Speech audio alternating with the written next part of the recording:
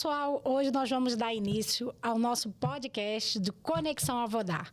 Hoje eu estou aqui com o Rafael Vitói, que é secretário de Educação de Pedro Leopoldo, especialista em política pública e engenheiro civil. Rafa, seja muito bem-vindo ao nosso primeiro podcast aqui da Conexão Avodar. Que honra, Cris, estar aqui com você nesse primeiro podcast. Tenho certeza que vai ser um papo e uma prosa muito boa, porque a gente já se conversa, né, há um tempo e é sempre muito bom te encontrar. E eu tenho certeza que esse podcast vai ser um sucesso para a gente discutir futuros caminhos para a educação e também para o nosso estado e nosso país. Que bom, Rafa. Bem, Rafa, o que me trouxe, né, atrás de fazer esse convite para você é... Nossos pensamentos coincidem muito na questão da política pública de educação. E a gente sabe que educação não é apenas esse conhecimento propedêutico. E a gente está vivendo um momento de secretário de educação com esse tipo de pensamento. Eu tenho visto esse movimento de secretários novos, igual você, que estão com esse pensamento mais vanguardista, levando o saber e o conhecer da política pública para noções diferenciadas para dentro do processo educacional. É claro que a gente debate aí muito isso e eu consigo ver em Pedro Leopoldo, com seu desenvolvimento lá, isso sair do campo da teoria e para a prática. Quando você chegou aqui, eu perguntei se você não trouxe seu amigo, né? Então, que esse seu amigo foi o que me marcou e falou, cara, eu acho que o Rafa tem muito para dizer aqui para gente. Fala pro pessoal quem é esse seu amigo. Já fica aqui a promessa de, no próximo encontro nosso, daqui a 10, 20 episódios, eu trago ele. Mas, basicamente, pessoal, eu tenho um boneco de barro, de cerca de 10 centímetros de altura, e ele é um menininho que tem um carrinho do lado para ele brincar, e ele tá abraçado na própria perna. E eu deixo esse boneco realmente no centro da mesa de reunião que eu tenho na minha sala, pra gente, de fato, lembrar o porquê que a gente tá ali, porque muitas vezes nessa discussão do caminho da política pública, porque não é tão simples, né? Não tem um lugar de certo e errado. Tem possibilidades que a gente vai discutindo o que é mais recomendado, menos recomendado, o que pode funcionar, não pode funcionar. E aí eu deixo esse boneco no centro da conversa para que, de fato, isso seja a representação do aluno no centro da discussão e a gente possa optar pelos melhores caminhos que são melhores para ele, para que ele promova duas coisas na escola que para mim são muito importantes. A primeira é a felicidade, para que os estudantes estejam felizes, queiram estar na escola, gostem da escola. E aí a gente facilita a segunda coisa, que é o aprendizado, para que ele aprenda coisas que vão transformar a própria vida. Aquele conhecimento, aquele conteúdo que ele está vendo ali, proporcione ele um crescimento enquanto cidadão, enquanto pessoa de direitos e deveres.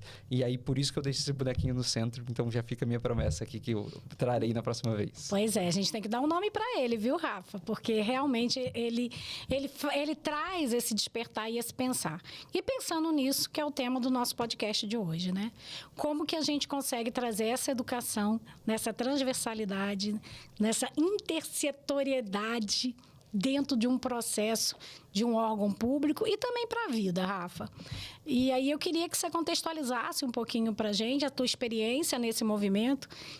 Isso é um bate-papo, né, gente? Isso é uma troca que nós estamos fazendo aqui, entendendo que a Avodar, ela está entrando nesse movimento. A Avodar é uma editora, mas ela também é um lugar onde os saberes e as formações elas estão ali caminhando junto com o educador, mas com um olhar vanguardista. Né?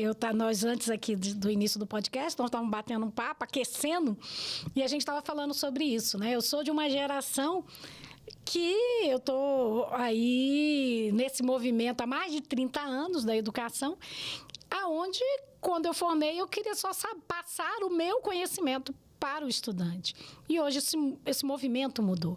Hoje a gente tem a educação socioemocional, educação ambiental, a gente tem várias questões, na verdade, rondando o processo do conhecimento. Fala um pouquinho para a gente sobre isso, Rafa.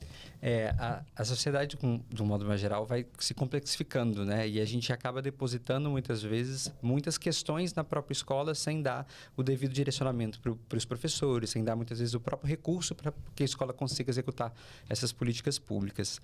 Recentemente, eu estava conversando com uma secretária, que ela já é secretária há 18 anos no município de São Paulo, e ela trouxe que, se ela entrasse hoje, talvez ela não conseguiria.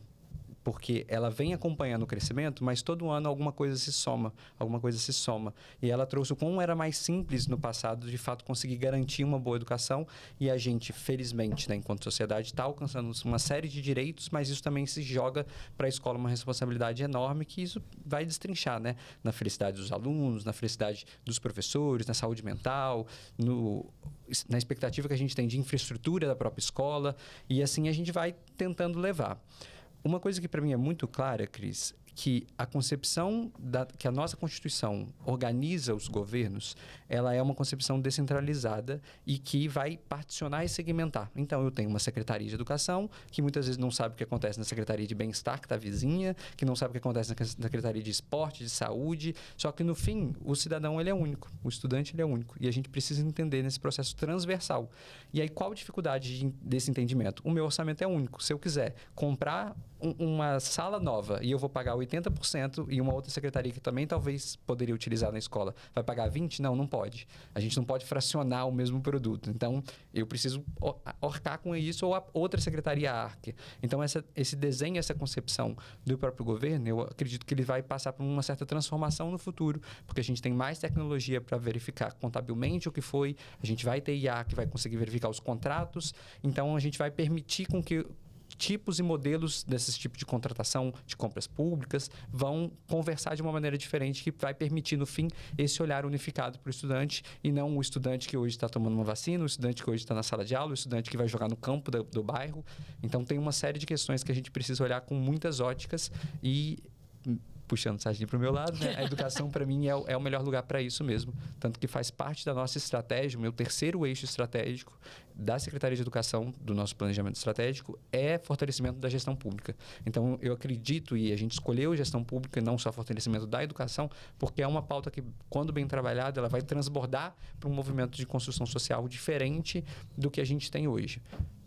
E você sabe que isso não é a regra, né? Isso não é exceção. É. E é por você ser exceção que hoje a gente está batendo esse papo aqui. Porque muitas vezes, alguns secretários, eles não conseguem nem enxergar essa possibilidade, Rafa. Porque ficam tão afogados ali no processo das suas demandas naturais do dia a dia que ele não consegue visualizar que existe esse caminho a ser trilhado. Uma das coisas que me fez despertar para esse movimento foi quando a gente começou a fazer esse desenho de educação de jovens e adultos juntos lá para Pedro Leopoldo. E aí você falou assim, Cris, eu não posso só prepará-lo no conteúdo ou na formação profissional. Eu preciso prepará-lo para que esse cidadão na cidade ele se torne produtivo e o desenvolvimento econômico chegue junto. Rafa, isso sempre teve latente dentro de você? Você acha que isso vem da sua formação de educação ou você acha que isso vem do seu conhecimento de dia a dia mesmo? Eu acho que veio de berço, vem de nascimento. E aí eu vou compartilhar um pouco da minha vida pessoal, né, aqui para você entender. Eu tenho 3 vós, né? Uma avó minha é adotiva, adotou minha mãe. E eu tive muito pouco contato com essa avó materna, né, biológica. Só que por quê? Porque ela não tinha condição no momento de criar a minha mãe. Então, esse já é um primeiro recorte social de que uma mulher que foi abandonada pelo marido e teve que colocar sua filha em doação. A minha avó de criação, por parte de mãe, ela nasceu no interior do Cerro, no interior de Minas Gerais, lá no Cerro, e veio de uma família muito pobre e que ela não pôde estudar. Ela estudou só até o 4º ano. Então, ela foi alfabetizada e parou por aí os estudos, teve que ajudar a cuidar da família, a cuidar da casa, todo esse processo que a gente sabe de quem nasceu lá em 1920, alguma coisa.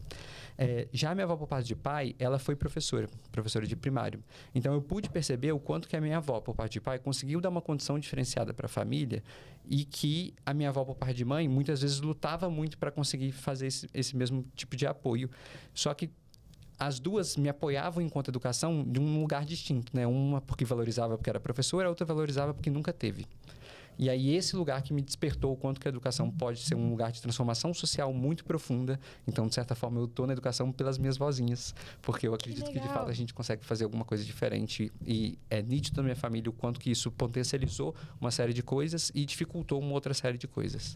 Não, que legal, que história legal. Eu não conhecia esse seu lado. Eu sabia que você... O primeiro contato que eu tive contigo, tu falou assim para mim, isso daqui... Eu ser secretário de educação, isso aqui já foi um sonho. E eu falei, cara, que legal, que legal. Então, assim, para onde que a gente enxerga que educar, ele vai além do conteúdo, né, Rafa? Tem muito amor envolvido na profissão de educação. Esse ofício, ele vem muito nesse lugar. Mas vamos voltar aqui no que a gente... vamos nos ater o que a gente estava nessa construção de pensar numa política educacional que faça sentido, porque a gente só começa a olhar para esse lugar quando o aluno chega ali no 8º, no 9º ano, que aí ele está na transição ali para o ensino médio, e aí a gente fala assim, tá, ele vai adentrar o mercado produtivo daqui a 2, 3 anos... E aí, sim, ele começa a se preparar para o que é efetivamente ser um cidadão produtivo para o município. Isso é um leve e grande engodo, ou não? Porque quando eu falo com o Rafa, eu escuto o Rafa pensar numa política pública para a educação desde o ensino infantil. Começando essa estruturação desse cidadão lá no ensino infantil. Rafa, conta para mim esse desenho dessa política pública, como você tem pensado nisso para o município? Eu vejo lá vocês fazendo esse desenho intersetorial muito forte, através das conversas com o prefeito, e eu quero entender como que vocês estão desenhando esse modelo e por que para você isso faz tanto sentido. Tá bom, eu vou fazer um paralelo com o esporte, que fica mais fácil da gente entender algumas dimensões, mas antes eu preciso frisar uma coisa muito importante de honrar quem tem honra, e eu quero honrar o prefeito e o vice-prefeito que tem me confiado essa missão muito grande, porque se eu não tivesse um espaço de fato propor essas soluções, provavelmente eu só estava pensando em um ciclo eleitoral de 4 anos, porque essa é a realidade da política brasileira. Mas eu me dou ao luxo, e eu agradeço muito eles a poder me dar esse luxo, de pensar para 12 anos, de pensar para 15 anos, que é um processo que eu sei que vai além do que provavelmente eu estarei como secretário da cidade. Então, eu planto uma semente hoje que vai ser colhida por alguém. E, democraticamente, não me importa quem vai colher esse fruto. Que legal. O importante é a gente começar com esses passos. Quando a gente pensa no esporte, então, eu tenho um atleta de elite. Essa semana, eu, enquanto corredor, estou muito feliz porque bateram o recorde mundial da maratona, fazendo um sub 2 horas. O que é isso? É uma pessoa que foi altamente treinada durante muitos anos. Só que, em algum momento, essa criança teve que aprender a dar um passo, engatinhar. E aí, como que eu olho para a escola para, no fim, ter um atleta de elite? Eu vou rolar a bola muitas vezes numa quadra, eu vou desenvolver coordenação motora, e a gente já sabe que está intimamente ligado uma melhor coordenação motora com um melhor aprendizado das crianças. A criança que não brinca na areia, que não desenvolve um movimento grosso, ela dificilmente vai conseguir fazer um movimento de pinça para pegar no lápis. Então, tem uma série de coisas que a gente vai olhar. Quando eu olho para o trabalho, a gente tem também essa série de coisas que eu começo a desenvolver desde a infância, que no fim vão chegar num adulto. Por exemplo, esse ano a gente está com um projeto institucional da educação infantil, então pensando nas crianças que estão na creche e nas crianças que estão na pré-escola, que chama Pode Deixar Que Eu Faço Sozinho. O que esse projeto quer desenvolver? Autonomia, na veia, assim, Cris, na veia. E aí está muito curioso, porque as famílias estão elogiando o projeto demais, mas ao mesmo tempo estão brigando, porque, secretário, minha filha tem 3 anos, quando eu quero vestir ela para o uniforme, que a gente está atrasado para ir para aula, ela está falando, não, mãe, eu vou fazer sozinha. E ela vai ter o tempo dela, que às vezes é 10 minutos para vestir um uniforme. Mas a gente está ensinando esse tipo de autonomia, desde amarrar um sapato, trocar roupa no manequim, para que depois que ele aprenda a trocar o uniforme no manequim, ele vai aprender a se vestir. A incentivar a escovar dente, incentivar a tomar banho. E isso vai se desdobrar numa série de questões que vão desenvolver autonomia naquele estudante, para que um dia, quando ele for votar, ele tem autonomia para ele entender o porquê que ele precisa votar, para ele entender em quem que ele vai votar, porque isso vai ser importante para ele. Então, a gente precisa olhar para o que a gente espera na sociedade e, de fato, dar os devidos insumos durante a educação, durante todo o período. E eu tenho uma série de outras atividades que a gente fez. Por exemplo, lá no ano passado, a gente fez um hackathon com os meninos de um ensino fundamental. Desde o primeiro ano até o 9º ano, onde tinha uma pergunta central, que era: onde você pode melhorar a sua escola? E aí eles olharam para os problemas da escola e proporam soluções. Os meninos do Fundamental Anos Iniciais proporam, por exemplo, como eles gostariam de modificar o espaço físico. Que legal! Vou criar uma sala de cinema. Teve um projeto que eu fiquei encantado, que a menina ela montou, né, com maquete, um laboratório de bruxaria, que era uma união de biblioteca, né, para ter o livro das poções, e um laboratório de química para, de fato, fazer as poções. Então, ela definiu como laboratório de bruxaria. E aí, como que eu não vou me mover agora para construir um laboratório de bruxaria? A gente precisa fazer isso acontecer. Então, entenda que esse projeto do Hackathon, a criança olhou para o que existe, se sentiu agente dessa transformação, que ela consegue mudar a realidade, e ela propôs. E essa proposta talvez vire, de fato, um projeto pensando num médio prazo, porque a gente sabe de todas as dificuldades de construção, inclusive físicas, né? Falta espaço em muitas escolas. Mas, no fim, é essa concepção. Eu olho para as competências do século XXI, a gente não tem bola de cristal, né? Mas eu tenho certeza que no futuro a gente vai precisar cada vez mais ter um entendimento dos próprios seres humanos, do outro, empatia, trabalho em grupo, e eu começo a desenvolver desde cedo para que essa criança, quando cresça, ela tenha maturidade suficiente. Então, olhar para esse processo de empregabilidade só no ensino médio, o tempo já passou. Às vezes a gente já perdeu esse tempo e a gente só está postergando ou fazendo mais do mesmo. E eu não estou aqui para fazer o mais do mesmo, então a gente está tentando propor uma série de mudanças. Eu acho muito interessante quando você fala isso, porque o grande processo do gestor é trabalhar com intencionalidade, né, Rafa? Do gestor, professor, todo mundo tem que ter direcionamento. Quando você, como gestor, trabalha com intencionalidade, a cadeia toda vai nessa mesma direção, né? A direção... eu gosto muito do versículo que fala assim, né? O povo sem direção, ele perece. Então, quando você põe essa direção, fica mais fácil do estudante, do corpo docente, discente, entender para onde vocês estão indo. E aí vem junto com as boas ideias, né? Nosso público deve estar falando assim, legal, tá, mas vem junto os desafios. A conta vem junto os desafios. Rafa, fala um pouquinho desses desafios e como você está enxergando esses desafios e como você está dibrando, vamos usar aí a palavra do esporte, esses desafios. Perfeito, Cris. Assim, a gente precisa primeiro ter uma noção, né, enquanto calendário escolar, que são 200 dias letivos. E aí, se a gente for colocar tudo na escola, vai faltar tempo, de fato, para a gente trabalhar isso tudo. Então, a gente precisa priorizar algumas coisas. Seja uma prioridade por questões financeiras, seja uma prioridade por questões de recursos humanos, a gente tem uma limitação de pessoas, e também uma prioridade enquanto tempo, tempo da equipe, para conseguir fazer essa transformação. Então, pensando em prioridade, a gente começa a escalonar num mapa estratégico aonde a gente vai avançar primeiro.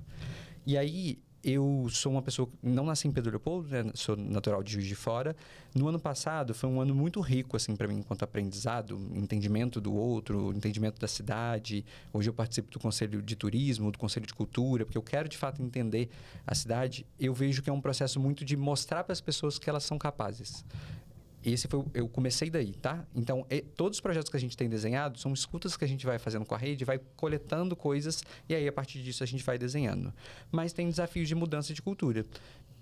Ponto 1, é um mundo político. Então, sempre vai ter o pessoal da oposição que vai criticar, vai bater, independente do que você está fazendo. Se eu pegar e colocar esse copo, uma taça de cristal banhada a ouro, talvez vai falar, nossa, tá brilhando muito, isso daqui não tá funcionando, sabe? Então, tem esse primeiro ponto político que a gente precisa cuidar. Outro ponto é que é sempre um contínuo na nossa história. Então, não adianta eu pensar que eu entrei aqui agora, tá zerado, né? Vamos começar uma nova fase. Não, eu herdo uma série de coisas positivas que a rede tem e também uma série de coisas negativas que a rede tem, como, por exemplo, escolas que estão há 10, 12 anos sem nenhum tipo de reforma. Como que eu vou discutir uma ampliação de laboratório de informática numa escola que está com o teto caindo? Esse é um desafio. Como que eu vou discutir um lugar de implementação muito profunda de transformação tecnológica Por exemplo, pensando em quando eu tenho ainda pessoas que não conseguem ligar o computador e, de fato, fazer uma planilha de Excel, trabalhar num Word. Então, a gente precisa olhar para esse processo e ir fazendo gradativamente formações para garantir essa continuidade do processo. Eu tenho 2/3 do meu orçamento é folha, então a gente fica sem limitado. Eu tenho mais ou menos, Cris, 2,5% de orçamento livre para, de fato, trabalhar. Eu inventei uma coisa, essa coisa vai ser implementada. 2%.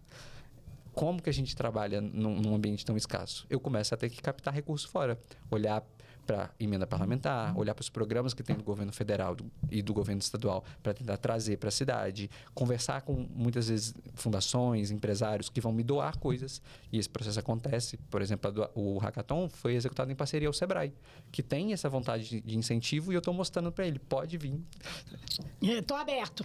Se quer fazer bom projeto, vem. É esse um pouco do lema da gente tentar fazer. E fora isso, tem o desafio da capacidade técnica do município, e aí entra um lugar de liderança muito forte que o prefeito traz, e eu também tento trazer, que é dar para a vida ser melhor. Como que a gente visualiza alguma coisa no futuro e direciona esforço para que essa coisa avance em direção ao que a gente está querendo. E no fim, o que a gente está querendo, o que é a visão da secretaria?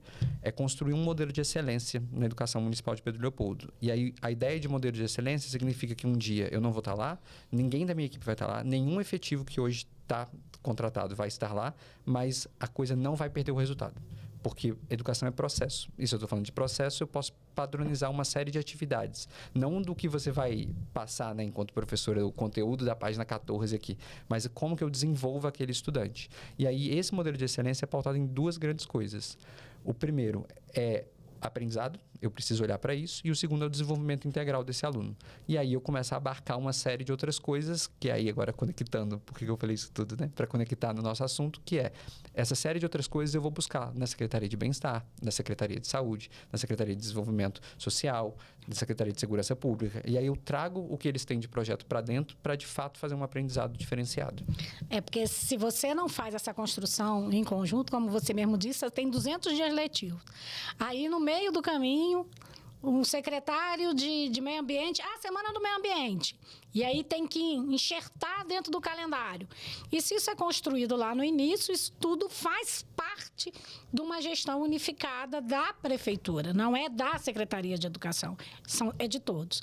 Rafa, saindo um pouco desse contexto micro, do Rafa, secretário de Educação de Pedro Leopoldo, e o Rafa, que já foi consultor da FGV, que é da Undime, e que conhece uma realidade mineira, né? E eu posso até me atrever a dizer nacional, porque você atendeu alguns estados, vamos tirar desse contexto do micro e vamos levar para o macro.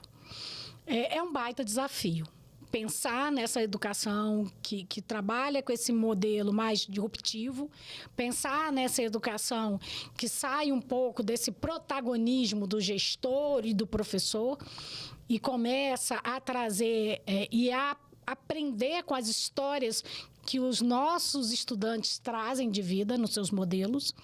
Pensar nesse modelo que a gente estava trocando aqui, onde a educação de jovens e adultos não tem cumprido o papel dela, que é reinserir esse cidadão de volta a um processo educacional após uma exclusão. Rafa, nesse macro, no seu olhar, o que você acha que é o número 1 para quem está nos vendo aqui, que tem que começar por ali, elencar por ali? Vai da pergunta, hein, minha amiga? A gente pode pensar, eu acho que eu vou dividir em 2 respostas, tá?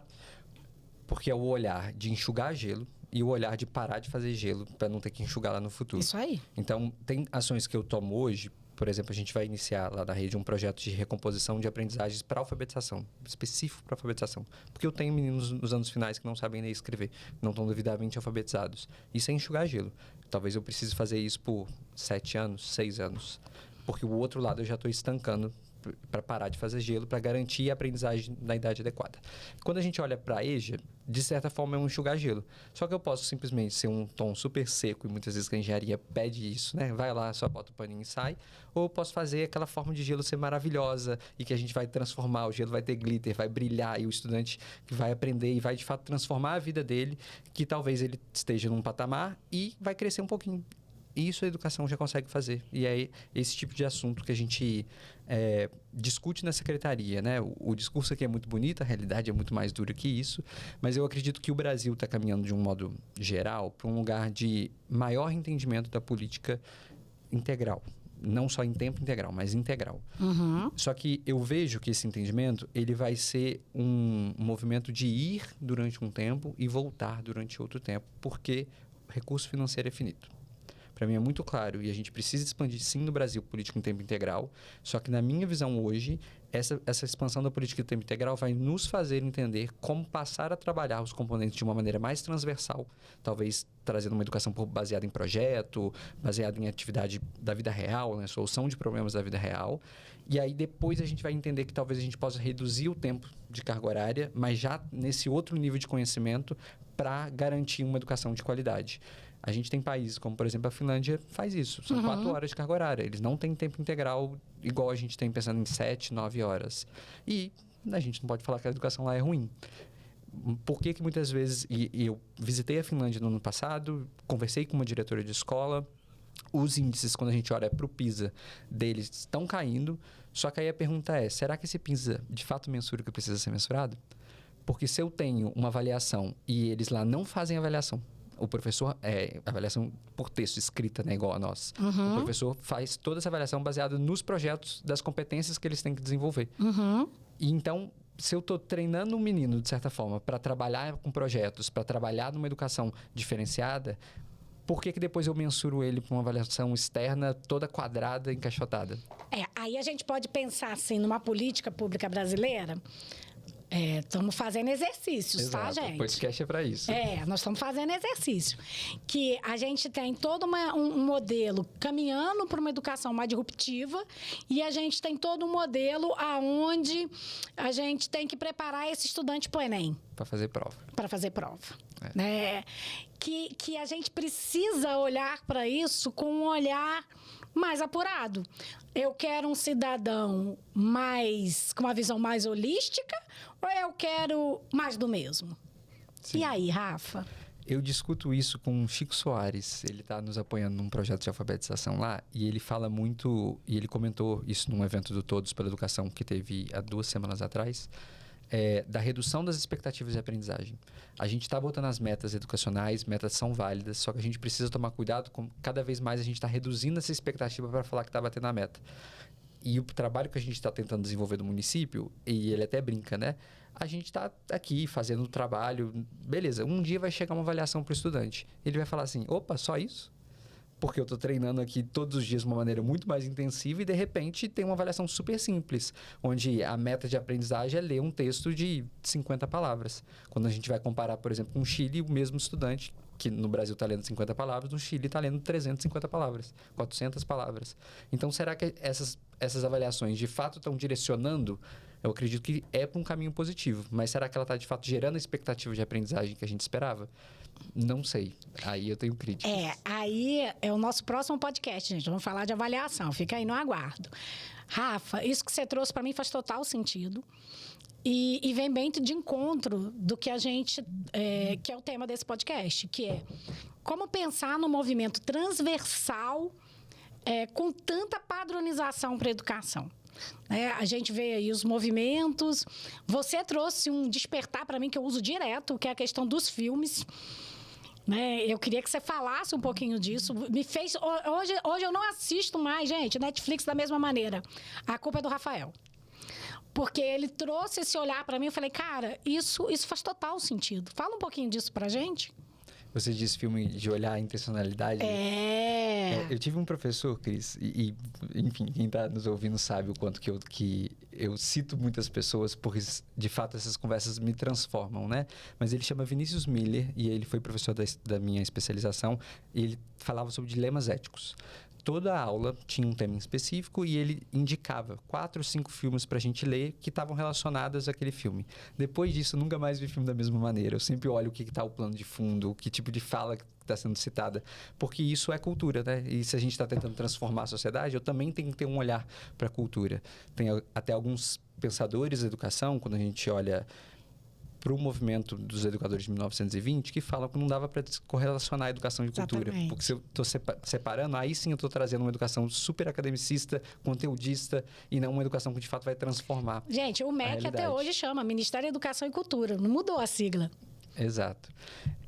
E tem filmes que a gente, a princípio, fala que são bobos, assim, que me marcam por entender o quanto, que, em especial, trabalha-se com crianças. E aí eu vou citar, por exemplo, o filme Zootopia. O que ele tem de plano de fundo, para além de uma ideia um pouco simplista, que são animais que estão vivendo numa sociedade que, a princípio, parece que é funcional. Ele traz um lugar de exclusão dos diferentes. Ele traz um lugar de preconceito, de que a raposa, por exemplo, ela não é uma raça válida. E isso a gente vive. E no filme, ele está trazendo uma ideia para as crianças de que isso não deve funcionar assim. Que quando a coelhinha, que é a principal, olha para a raposa, ela fala, minha amiga. Porque ela entende o diferente, ela passa a respeitar e ela vê que aquele preconceito de fato não existe. Então eu gosto muito desse processo analítico dos filmes. Às vezes minha namorada fica até doida de a gente poder comentar, mas eu quero dizer que você me contaminou. Hoje eu não olho mais para os filmes da mesma forma. É um processo que me marcou muito. Essa aula desse professor foi muito transformadora mesmo, no meu processo de entendimento da sociedade, no processo de entendimento cultural, e aí eu tento fazer essas intervenções, né? E o Brasil é um país muito rico de cultura, e quando a gente olha para o nosso processo de produção cultural, tem hora que a gente está entendendo que existe um esfacelamento dessa produção cultural, uma não valorização de fato de quem a gente é, num país super feliz, alegre, e que tem uma produção pela união de povos africanos, povos europeus e dos povos indígenas que já estavam presentes aqui. Essa constituição, essa mistura toda, eu acho que coloca a gente num patamar, e aí agora falando enquanto governo nacional, né, de visibilidade mundial muito grande. Quando a gente olha para a nossa riqueza cultural e ambiental, eu tenho certeza que o Brasil não é mais o país do futuro, ele pode ser o país do presente. A gente só precisa olhar para o que eu olho, que é a educação. Que se a gente de fato nos pactuar nos próximos 10, 20 anos, a gente vai esquecer várias coisas e olhar para a educação, a gente com certeza vai sair na frente de vários outros países, porque a gente já sabe se respeitar, a gente já sabe conviver com as diferenças, que é uma raridade quando a gente olha para o mundo. Eu sou suspeita, né? Por quê? Porque eu entendo, Rafa, que você fez menção aí aos seus professores, ou seja, né, tem sempre alguém, tem sempre um professor que está ali ligado à nossa história. Pegando esse gancho, Rafa, e continuando nesse movimento do macro, do Rafa ali como, além de secretário de Educação do município de Pedro Leopoldo, aqui em Minas Gerais, o Rafa, enquanto educador, com toda essa bagagem que a gente acabou de descobrir aí, raiz, vinda lá da sua avó e tudo mais. E o Rafa, o pensador, que consegue influenciar formações e intenções de outros secretários, né? Porque a Undime está muito dentro desse olhar, e se a gente for... Vamos pensar assim, né? Em camadas, a gente vai nesse caminhar aí. Rafa, hoje, de Rafa para Cris aqui, esquece que a gente está na audiência. Se você tivesse o poder de ter 3 desejos para transformar a educação, quais seriam eles, Rafa? Nossa. Eu acho que um primeiro desejo, Cris, seria a gente entender a criança como única, num sentido de esquece rede estadual, rede municipal, esquece município de Pedro Leopoldo, município de Lagoa Santa, Matosinhos, da região metropolitana. Todo mundo tem que olhar para essa criança como um ser humano, e a gente, enquanto sociedade, precisa entender que ela é o futuro, tá? Eu não acho que hoje a gente, de fato, olha para isso, e tem um pensador, eu esqueci o nome dele, mas, se não me engano, ele é francês. Ele fala que a maior desigualdade que a gente tem hoje é a desigualdade entre o adulto e a criança. A gente acha que a criança é algo que ainda vai ser. A gente não respeita ela como identidade própria. Que ela tem, sim, uma maturidade menor, às vezes não consegue ter uma compreensão do mundo, mas o dia que a gente olhar para a criança e entender que aquele é um ser completo, ele não é um ser que vai ser, a gente vai aprender a, de fato, respeitá-lo. E aí, de certa forma, eu trabalho para um lugar da cidade que vai respeitar a criança. e esse pensador traz, né? Uma rua que é boa para criança, é boa para os idosos. Uma rua que é segura para as crianças, é segura para as mulheres, é segura para os animais. Então, a gente precisa olhar esse espaço público e se todo mundo focar na criança, eu tenho certeza que todo mundo vai sair ganhando. Esse é um dos desejos que eu tenho enquanto secretário, um olhar de planejamento urbano muito profundo, porque, para mim, essas coisas estão interligadas. Se a gente, de novo, começar a segmentar e compartimentalizar, a coisa não vai transformar. A gente tem exemplos... Realmente, né, gente? Ele pensa fora da casinha. Vamos lá. São muitos desejos, né? São muitos desejos. Mas se a gente olhar, por exemplo, para o município de Sobral, que é um destaque a nível nacional de uma educação que funcionou, entre aspas. E eu sei que eu ainda tenho muito a avançar para chegar no que Sobral faz hoje. Mas Sobral hoje não tem indicadores de violência reduzindo, não tem indicadores de empregabilidade reduzindo. Eles, na verdade, aumentando, né? Então, é uma educação que é espelho para o Brasil inteiro, mas ela não furou, ao meu ver. E num chapéu super aqui de pessoa que ainda tem muito a aprender, né? Apesar de estudar muito, ela não furou essa transversalidade que a gente precisa de fato entender. Porque talvez o município se estruturou, mas o município vizinho não. Talvez o município se estruturou, mas o governo do Ceará não. Então, a gente Ela muda. continua ali numa ilha. Exato. E essa ilha nunca é desconectada, né? Porque a gente faz parte de um todo. Cada vez mais contextualizado. Então, o primeiro desejo seria esse, da gente olhar para a educação, para a criança em específico, como um dever de todos nós, que ela deveria ser o foco de todas as políticas públicas, porque aí a gente alcança negros, pardos, educação especial, mulheres, tudo vai estar envolvido se essa é a política principal. É um baita desejo, né? Talvez o gênio da lâmpada ia falar assim, esquece os dois, esse daqui tá o suficiente. Não, você tem direito a 3, falta 2, vamos embora. Perfeito. Talvez um segundo desejo, Cris,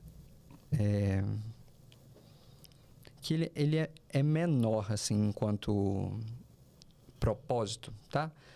Mas eu preciso entender que a gente vive num país que tem recursos financeiros e que eles são escassos quando a gente olha para o município. Pedro Leopoldo só fica com 15% do que ele produz. E aí hoje o orçamento da educação, né, o orçamento do município todo são 350 milhões, a educação que o município me repassa são 42 e eu recebo mais o Fundeb, que a gente conseguiu fazer chegar em 51. Então, eu tenho 93 milhões para trabalhar 6 mil alunos, 7 mil escolas e 2/3 estão em pessoas. Se eu pudesse, eu aumentava o número de pessoas.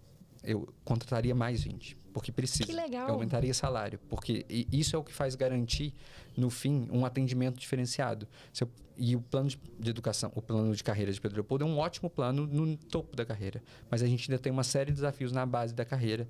E, para mim, a gente ainda precisa avançar muito mais em garantir que o professor que estuda, ele vai ter tempo de estudar, tempo de planejar. E ele vai ser valorizado por isso. Porque hoje a gente tem uma fuga de cérebros da educação. Infelizmente, o que acontece no Brasil é que a pessoa que está indo pior no Enem, ela vai para a educação, porque é o que sobra. Então, como que a gente olha... E aí, vou de novo fazer uma comparação com a Finlândia. Na Finlândia, todos os professores são mestres. A faculdade mais concorrida é a educação, porque ela recebe uma bolsa de estudo para a criança, para o jovem, né, adolescente, estar estudando e, ao mesmo tempo, garantir um emprego para que ele tenha segurança na própria vida. Então, o segundo desejo seria esse lugar. Cara, você ainda me diz que o segundo desejo é, tipo assim, um desejo mais básico. Para mim, esse é o desejo mais delicado, né? Porque como falar em qualidade, sem falar em carreira, sem falar em remuneração, sem falar em formação, é impossível. Eu tô lá no meu LinkedIn batendo nessa tecla, porque não tem como. Se você quer ter... se você vai construir uma casa, né? Ser engenheiro, você sabe disso. Eu vou pegar o melhor engenheiro, que eu quero a minha casa com um alicerce sólido, eu quero uma casa bem estruturada, que seja confortável. Aí eu vou pegar um professor e vou... É o que você falou. A nota pior do Enem vai parar nas licenciaturas. Não tem coerência. Não tem coerência. E aí cria um ciclo vicioso, né? A pior pessoa... entendam, né? Não, sim. Nenhuma pessoa é melhor ou pior que a outra. A gente não está aqui fazendo juízo de valor. A gente está falando de um processo... Enquanto nota, né? A gente está falando de um processo que está estabelecido, que a gente não está aqui julgando se ele é bom ou é ruim, porque não esse é o mérito da questão. O mérito é como não viver... A gente fala apagão de mão de obra. Gente, a gente vai ter apagão de professor. Ninguém quer ser professor, não. É sobre isso, sabe? E aí a gente vai cada vez mais deixar de priorizar de valorizar essa classe que é tão importante. Então, o resumo do segundo pedido é esse lugar de valorização profissional enquanto carreira docente, porque a gente acabou perdendo isso ao longo do tempo. A minha avó comentava que ela tinha status de professora. Minha mãe no fim, em algum momento, professor era mais importante. Eu vivi isso, gente. Eu vivi isso. Eu moro num município pequenininho, que é Lagoa Santa. Eu comecei a dar aula com 19 anos. Nossa, gente, eu era superstar na época. E não faz muito tempo. E tem que voltar. Foi ontem, né? Foi ontem, tipo assim. Né? Gente... Não, e assim, as pessoas falam assim, professora! Era algo assim que aquecia o coração. É uma carreira que precisa ser valorizada. De fato, é uma carreira muito bonita que faz transformação social real, né? Então... e hoje a gente vê muita valorização, muito glamour, Rafa. E aí, eu vou aproveitar, né? Para dar meus pitacos na educação superior. O professor da educação superior, ele é o suprassumo. Mas aí, quando eu penso lá na pedagoga, que está na educação básica, o professor da educação profissional, na qual eu amo, ele não tem esse mesmo glamour. Só que só 19% da população brasileira tem ensino superior. Não sou eu que estou dizendo, é o INEP.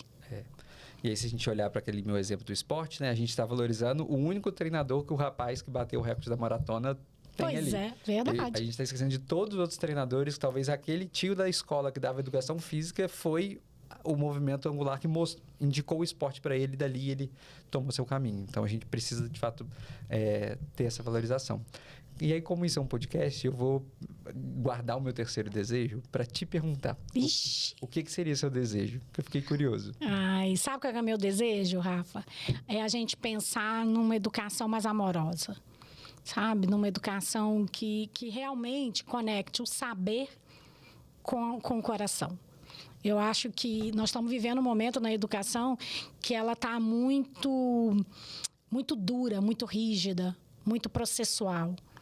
E pouco que faz pouco sentido, seja para a vida ou seja para mim mesma enquanto educadora, sabe?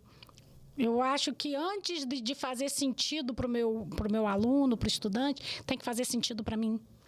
Você lembra a sua primeira... Olha lembro. aí, gente, eu virando a gente é amigo. Da sua primeira experiência de aprendizagem? Lembro. Eu tenho dislexia e eu tive uma vantagem, gente, que eu tenho pai e mãe vivos. Você vai me fazer chorar, não, hein? Tá. Porque minha mãe tá dodó e aí eu ando com o coração mais aperreado. Mas, assim, eu tenho dislexia e eu tive a vantagem, Rafael, de ser diagnosticada lá na infância, cara. Assim, gente, eu não vou entregar a minha idade, não. Vou entregar. Eu tenho 54 anos. Então, você pensa, uma Cristiane de 6 anos, além da dislexia, eu tive disgrafia. Então, eu trocava as letras. E eu pude ter pai e mãe, né? Minha mãe é professora do magistério. Minha mãe percebeu rapidamente esse movimento. E eu, com 6 anos de idade, eu pude fazer fono, eu pude fazer TO. Meu pai fez fisioterapia por causa disso. E eu consegui ser alfabetizada. Hoje eu leio e ninguém diz que eu tenho dislexia. Eu leio super bem um texto e tal. E eu passei a vida ouvindo, né? Nós somos feitos de histórias, Rafael. Isso aqui. Eu acabei de escutar a sua história de sua avó e agora está ouvindo a minha. Nós somos feitos... Todo mundo tem as suas histórias, viu? E a minha mãe sempre dizia assim, Cris, aquilo que você não tem por aptidão, você vai ter por repetição. Então, eu vim sendo treinada a vida inteira. E eu passei no vestibular para uma federal no Rio de Janeiro. Eu, com todas as minhas limitações, elas nunca foram limitantes para mim. Porque eu sempre tive alguém que acreditava em mim. Então, quando eu falo para você, nessa educação de coração, é nesse movimento. Porque quando a professora, ela dizia que eu não sabia e que eu era burra, eu tinha em casa um pai e uma mãe que dizia assim, não, você dá conta. Você vai fazer, por que você não vai? Mas a minha letra é feia. Minha letra é feia até hoje, gente. Mas eu descobri que não é a minha letra que me define. Exato. Sabe? A gente tem lá na rede, Cris, ano passado a gente foi aprovado num processo seletivo que só tem 27 secretarias de educação. Tem algumas estaduais e algumas municipais no Brasil que foram aprovadas em 3 turmas. E no ano passado, Pedro Leopoldo foi aprovado num programa que chama Escolas Criativas. O slogan do instituto que executa esse programa, né, é por escolas públicas que os estudantes queiram estar e aprender. E aí, esse é um slogan muito potente. E quando a gente olha para o que eles definem enquanto aprendizagem criativa, a gente traz 4 P's. E aí, por que eu te perguntei essa questão? E se a gente perguntar para qualquer pessoa que está nos ouvindo, a sua primeira experiência que você lembra de aprendizagem, ela vai trazer provavelmente um lugar que você estava estudando alguma coisa que você gostava, que aí é o P de paixão. Emoção, né? A emoção está muito ligada. Isso mexe com a gente, Seja positiva ou negativa. Exatamente. E a gente precisa saber mobilizar as duas coisas também. Exatamente. Faz parte. E eu vejo que é muito o papel da liderança. O segundo ponto é que provavelmente era um projeto que você estava estudando. E aí aquilo não era só, vamos abrir na página 3 do livro de história para você ler aqui esse parágrafo e decorar. Não, era uma coisa que você estava ativamente fazendo algo. Então, o P de projeto. Aí vem o outro P, que são pares. Porque a pessoa está, de fato, fazendo um trabalho em grupo e ela vai conseguir estudar aprendendo com o outro e desenvolver esse conhecimento, né? Porque às vezes eu sei um cadinho a menos que alguém, mas nessa matéria em específica, mas como eu estou desenvolvendo um projeto, ela me ensina e no próximo passo, na verdade, eu sei mais que ela e a gente vai... Nessa construção. Nessa construção. E o quarto P, ele... Eu sempre esqueço esse quarto P. Projetos, paixão, pares... Não é propósito. Eu vou lembrar em algum momento. Já você lembra. Mas esses... E aí, o que a gente está fazendo na nossa rede?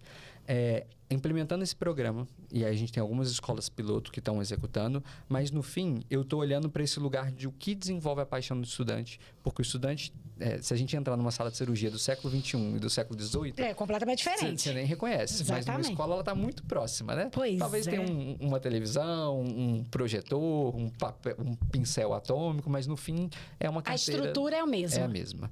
E a gente precisa transformar esse olhar de aprendizagem. Então, a gente está implementando em algumas escolas esse lugar que o Instituto de Escolas Criativas chama de... Eu vou colocar no meu plano de trabalho uma camada. Essa camada de aprendizagem criativa. Que pode ser um estudo guiado, pode ser uma educação de sala de aula invertida, pode ser um projeto de pesquisa.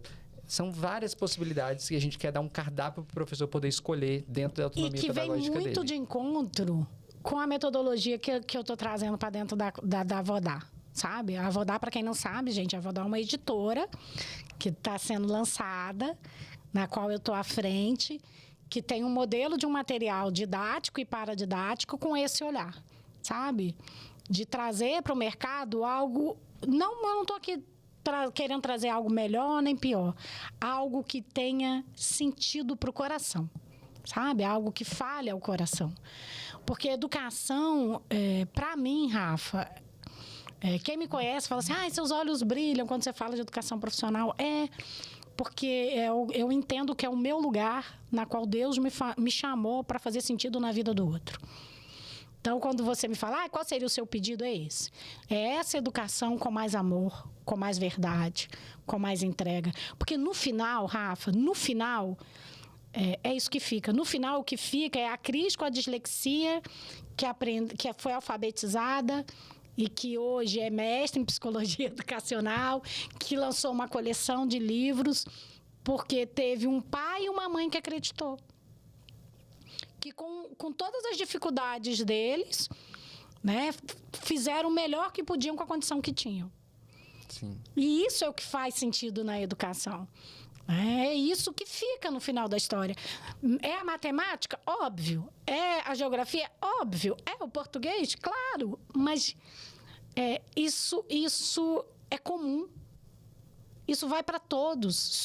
Querendo ou não, constitucionalmente, a educação está para todos. Mas o que fica no final é o que você falou. São esses 4 P's aí, ó.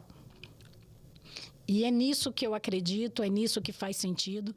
Nós estamos vivendo um movimento pós-pandemia, eu estava agora no almoço falando isso, que trouxe muita clareza. E quem não está ainda nessa clareza, gente, não espere um outro rebuliço no mundo. Que tá todo mundo interligado. Tá todo mundo conectado. Não tem para onde fugir. Né? A educação propedêutica que era dada de forma formal, Rafa, de repente, todo mundo teve que se ambientar com isso aqui, ó, com microfone, internet, televisão. O Estado teve que virar o leme, que é um transatlântico. Vocês, na prefeitura, tiveram que criar caminhos. Todo mundo teve que sair da sua zona de conforto. Para a educação, eu acho que isso foi ótimo. Porque talvez o que a gente fosse conquistar daqui a 10, 15 anos, a pandemia abreviou esse tempo. Acelerou, com certeza. Né? Então, assim, é abrir a mente. É abrir a mente, é pensar diferente, é olhar com esse olhar mais amoroso. E aí, quando eu te falo, né, da conexão Avodá e você ser o primeiro, é porque eu vejo de verdade, Rafa, esse amor no ofício, eu vejo essa vontade, eu vejo você, né? Ele tem idade de ser meu filho, mas assim, eu vejo em você uma nova geração de secretários. Não estou aqui estabelecendo juízo de valor de ninguém. Eu estou falando do meu amigo Rafael. Eu vejo em você essa nova geração de secretários com esse olhar bem nesse lugar. Para quem não sabe, gente, a palavra avodá ela é hebraica e ela significa trabalho, e ela, no hebraico, ela tem o mesmo sentido, trabalho e adoração. Para ele significa a mesma coisa. Para ele significa a mesma coisa. Então, a palavra avodá, ela tem muito a ver com o que eu vejo no Rafa. O trabalho dele é uma forma dele adorar a Deus, dele entregar o melhor dele para Deus. E muito honrado e sei o tamanho do desafio, né, que a gente vive. E nesse processo de condução, assim, trazendo um pouco para o lugar do amor que você trouxe, a gente precisa, assim, são duas mãos e elas... tem um desenho que eu gosto muito, que ele literalmente são duas mãos que estão se desenhando. É uma mão com lápis desenhando a mão direita e a mão direita desenhando a esquerda. E aí, nesse desenho, ele traz uma representação do processo de tecnologia, que a tecnologia modifica o homem, mas o homem modificado também modifica a tecnologia. Então, é trazer mais tecnologia para a educação, porque tem muito a somar. Sim. E a gente precisa entender os limites dessa tecnologia, o como ela é aplicada, a intencionalidade dela, mas ao mesmo tempo, e aí usando um anglicismo, né, é mais tech e mais touch. É trazer o ser humano para o jogo também. É trazer esse lugar do amor, o espaço de construção, do afeto, porque sem isso a gente vai virar, de fato, robô. E a gente precisa tomar cuidado com esse mundo da IA, porque daqui a pouco a gente está tentando replicar o que a IA está fazendo. E a gente nunca vai replicar, porque a gente tem massa, carbono e espírito por trás. Então, esse lugar do touch, né, do toque, do afeto, ele é muito importante, de fato, na educação. Esse seria um ótimo pedido para fazer no Gênio. Vou adicionar na minha lista do terceiro pedido. Viu? Já achou o terceiro pedido. Rafa, a gente já está caminhando aqui para o final do nosso bate-papo. Eu não vou ficar jogando confete nele, porque ele sabe que eu gosto demais dele. Né? Foi uma conexão de vida. Foi um presente que Deus me deu através de uma grande amiga, Fátima Brasil. Fátima, te devo essa. Obrigado. Deixa uma mensagem para a gente. Fala um pouquinho de onde o Rafa se vê nos próximos 5 anos nessa caminhada da educação. Quero te ver grande, potente, influente. Mas eu sonho em continuar durante muitos anos em Pedro Leopoldo. Eu acho que eu me encontrei num espaço muito positivo mesmo ele ressoa em mim. Amém. A cada contato que eu faço dentro da sala de aula, com os professores que eu converso, de escuta na rede, eu sinto que existe um lugar de liderança muito importante e que eu sei que eu consigo exercer. Não sei tudo hoje, estou buscando, né, cada dia evoluir e melhorar, mas eu sinto que tem um espaço de transformação social muito profundo e que hoje eu me vejo parte desse trabalho e me sinto, de fato, muito honrado em estar à frente de uma rede tão potente. É diferente do que muita gente fala, tá? Mas, de fato, eu acredito profundamente no que a rede é capaz de fazer. A gente está começando a entregar resultados muito grandes. E essa semana eu fiz uma reflexão com a equipe, que o copo, ele está meio cheio. A gente não pode acreditar no que as pessoas que estão olhando para ele, que está meio vazio, estão indicando. E aí, a educação é uma coisa de dia a dia. Então, eu preciso ter, de certa forma, urgência em algumas ações, mas entender que o resultado ele vai vir com longo prazo. E se eu, de fato, acredito nisso, eu preciso olhar para o que eu faço hoje. Então, se eu repetir o que a gente tem feito hoje, todos os dias, dos próximos 5 anos, eu não tenho dúvidas mesmo que a gente vai alcançar nossa visão de transformar a educação municipal de Pedro Leopoldo em um modelo de excelência que vai poder ser copiado. Pedro Leopoldo merece isso, de ser esse lugar de destaque. E que isso vai promover uma transformação social muito grande. Então, eu não sonho em ser grande mesmo. Eu sonho em fazer o melhor que eu posso hoje. E eu tenho certeza que essa disciplina, esse cuidado todo com a rede, ele vai gerar algum resultado para alguém. Eu não estou disposto a lutar pelo meu cargo. Eu estou disposto a lutar pelo trabalho que tem que ser feito. E aí isso, repetidas vezes, talvez seja o significado da grandeza. Porque a gente nunca é grande. A gente executa todos os dias tarefas muito pequenas e talvez um dia essa grandeza chegue. Rafa, eu não esperava a tua resposta de você. Não esperava mesmo, de verdade. E a gente tem a visão, né? A internet, ela traz muito essa visão. Ser grande é estar em grandes palcos. Não, gente. Ser grande é fazer a diferença de verdade na vida de alguém. Isso que para mim é ser grande. Estar em lugares grandes é consequência. Mas ser grande é fazer a diferença. Foi um prazerão fazer o primeiro podcast da Conexão Avodar com você. Conte comigo, me convide para ir lá. Eu fico falando isso para ele, viu, gente? Me convide para ir lá em Pedro Leopoldo. Vou, assim, com o coração quentinho para ajudar você a fazer esse movimento positivo na educação de Pedro Leopoldo, com uma visão mais sistêmica de todo o processo. Gente, um prazerão. Estamos terminando o nosso primeiro podcast e aguardem que o segundo podcast faz conexão com esse, que nós vamos falar sobre avaliação. Um grande abraço. Até mais, Cris. Muito obrigado.